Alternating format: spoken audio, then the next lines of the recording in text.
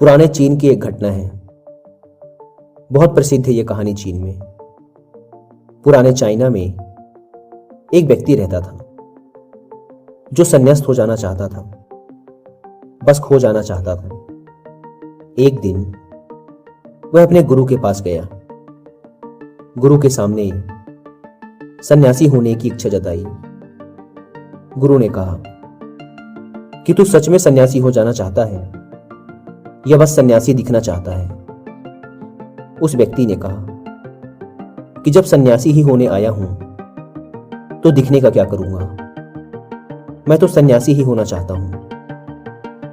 तो गुरु ने कहा ठीक है, यह अपनी आखिरी मुलाकात थी, अब तू दोबारा मेरे पास मत आना। जब जरूरत होगी तब मैं खुद तेरे पास आ जाऊंगा। इस आश्रम में 500 सन्यासी हैं। उन 500 सन्यासियों के लिए तुझे चावल कूटने का काम करना है। ऐसा कहा जाता है कि वह सन्यासी अगले 12 वर्षों तक चौखट के पीछे एक हल्के अंधेरे से कमरे में बस चावल ही कूटता रहा। 500 सन्यासी थे उस आश्रम में। वह सबके लिए चावल कूटता, सुबह से उठता, चावल कूटता रहता, रात थक जाता तो सो जाता। 12 वर्ष बीत गए। वह फिर कभी दोबारा गुरु के पास नहीं गया। उसने भरोसा कर लिया था कि जब गुरु ने कह ही दिया है कि जरूरत पड़ने पर वे खुद आ जाएंगे तो बात ही खत्म हो गई। शुरुआत में तो उसके मन में कई तरह के विचार चलते रहते, लेकिन जब पूरे दिन बस चावल ही कूटना है तो विचार करके भी क्या फायदा। धीरे धीरे उसके मन से विचार भी विदा होने लगे। वह बस सुबह उठने से लेकर रात सोने तक चावल ही कूटता रहता।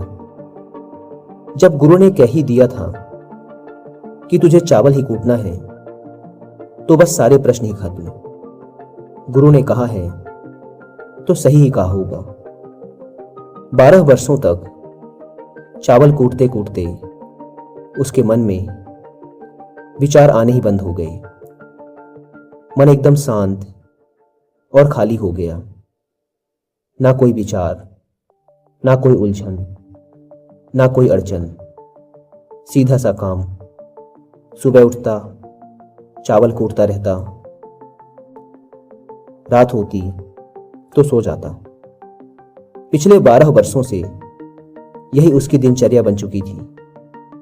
विचार मुक्त होकर वह बस अपना काम करता रहता।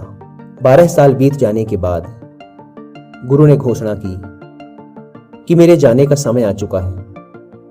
जो भी व्यक्ति मेरा उत्तराधिकारी बनना चाहता हो वो आज रात मेरे कमरे की दीवार के बाहर 4 पंक्तियां लिख जाए, जिसमें जीवन का सत्य उजागर हो, जिसमें उसका और उसके विचारों का सत्य उजागर होता हो। लेकिन ये विचार उसके खुद के होने चाहिए, यह उसका खुद का अनुभव होना चाहिए।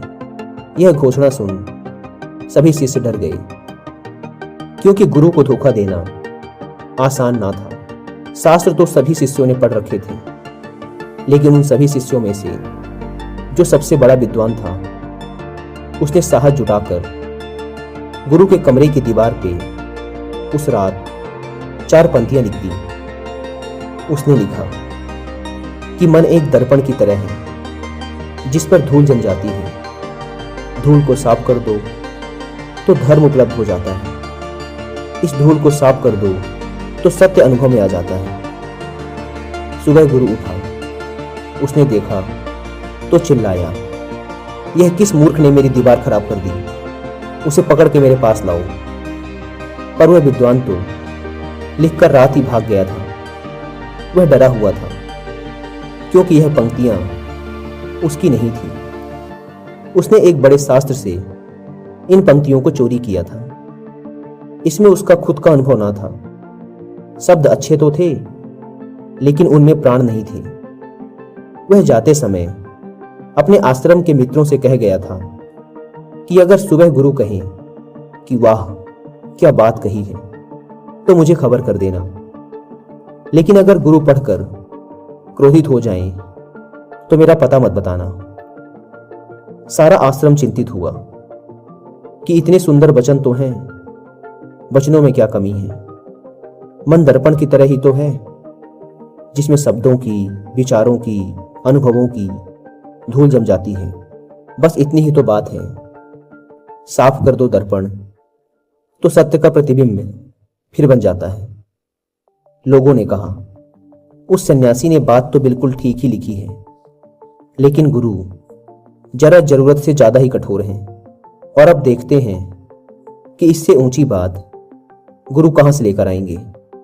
ऐसी ही बातें पूरे आश्रम में चल रही थी। पूरा आश्रम गर्म था इस एक बात को लेकर। ऐसे ही 4 सन्यासी ये बात करते हुए उस चावल कूटने वाले के पास से जा रहे थे। उसने भी उन चारों की बात सुनी। उनकी बात सुनकर वह हंसने लगा। उनमें से एक ने कहा, तुम हंस रहे हो, बात क्या है? उसने कहा, गुरु ठीक ही तो कह रहे हैं, किस नासमझ ने यह लिखा। यह सुन वह चारों सन्यासी चौंके और फिर बोले, तू पिछले 12 वर्षों से चावल ही कूट रहा है और हम शास्त्रों पर सर पटक पटक कर मर गए, तो अब तू बताएगा कि क्या सही है और क्या गलत। उनमें से एक ने कहा, तो क्या तू लिख सकता है इससे बेहतर कोई वचन? उसने कहा, पिछले 12 वर्षों से चावल कूटते कूटते लिखना तो मैं भूल ही गया हूं, लेकिन बोल सकता हूं अगर कोई लिख दे तो। लेकिन एक बात याद रहे, उत्तराधिकारी बनने की मेरी कोई इच्छा नहीं है। अगर इस लिखने की वजह से मुझे उत्तराधिकारी बनना पड़े तो मैंने कान पकड़े, मुझे लिखवाना भी नहीं है। फिर उन चारों ने कहा, अरे तू बोल, हम लिख देते हैं। उसने लिखवाया। कहा, लिख दो जाकर। कैसा दर्पण कैसी धूल, ना कोई दर्पण ना कोई धूल, जो इसे जान लेता है धर्म को उपलब्ध हो जाता है, सत्य को उपलब्ध हो जाता है। आधी रात को गुरु उस चावल कूटने वाले के पास आए और कहा, अब तू यहां से भाग जा, वरना ये 500 तुझे मार डालेंगे। ये मेरा चोगा ले, तू मेरा उत्तराधिकारी बनना चाहे या ना बनना चाहे, इससे कोई फर्क नहीं पड़ता। तू मेरा उत्तराधिकारी है, मैंने तुझे ही अपना उत्तराधिकारी मान लिया, लेकिन अब तू इस आश्रम से भाग जा, क्योंकि ये तुझे जीने ना देंगे।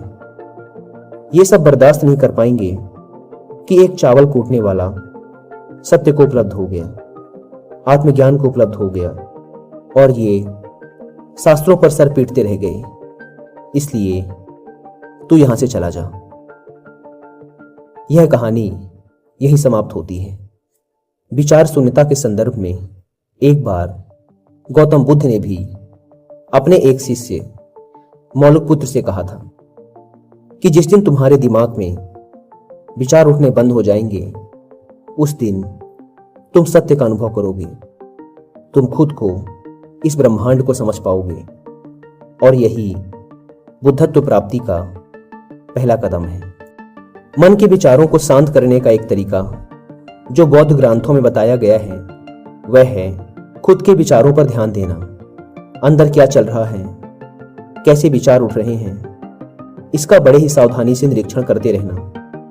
पर इसका मतलब ये नहीं है कि हम अपने विचारों को दबाना, उन्हें रोकना शुरू कर दें।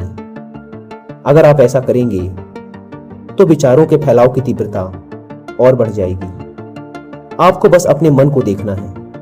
मन भटकेगा, बार बार भटकेगा, लेकिन जैसे ही आपको फिर याद आए कि आप विचारों का निरीक्षण कर रहे थे, आप तुरंत फिर से विचारों पर ध्यान देना शुरू कर दो। शुरुआत में आपको काफी परेशानी आएगी और मन बार बार भटकेगा भी, लेकिन कुछ दिनों बाद आप देखेंगे कि अब आप काफी लंबे समय तक अपने विचारों को ऑब्जर्व कर पा रहे हैं। हर तरह के अच्छे बुरे विचार मन में आ रहे हैं, जा रहे हैं, लेकिन आप विचारों के साथ कोई छेड़खानी नहीं कर रहे हैं। धीरे धीरे आपके मन में विचारों के उठने की तीव्रता कम होती चली जाएगी। और अगर आप इस प्रक्रिया में और गहरे होते चले जाते हैं तो आप पाएंगे कि आपके मन में विचार उठने ही बंद हो गए हैं। अब आप बीते हुए कल और आने वाले भविष्य की चिंता नहीं करते। अब आप वर्तमान में जीते हैं